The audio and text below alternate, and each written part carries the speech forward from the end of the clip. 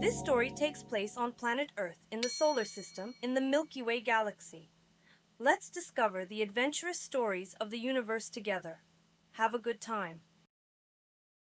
Once upon a time, in the great and imposing city of London, shrouded in smoke and fog, there lived a gentleman who never strayed far from the ordinary, where even the clocks were devoid of personality, part of a routinized life. His name was Phileas Fogg, and order was a way of life for him. Phileas Fogg was never a minute late or a minute early. Everything happened in perfect timing. He was a respected member of the Reform Club, as quiet and orderly as its library, and while spending time with friends he made the ambitious claim that he could travel around the world in 80 days. This bold claim would shake up his monotonous life with a wind of adventure. The next morning, as he drank his tea as usual, his thoughts were filled with the excitement of this new adventure.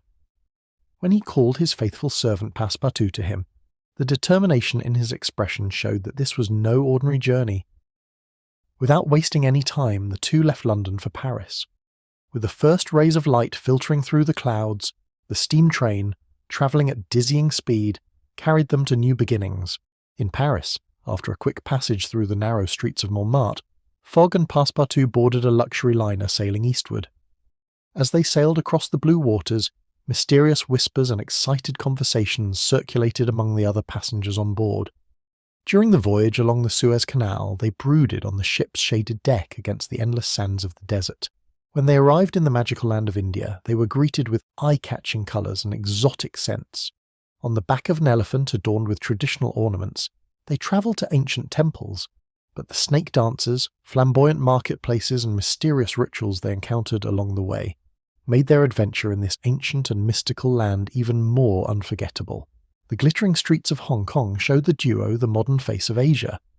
Taking a short break here, Fogg and Passepartout got lost in the neon lights reflected in the shop windows. When they crossed into Japan, they took the opportunity to relax under the sakura blossoms in the peaceful gardens of Kyoto.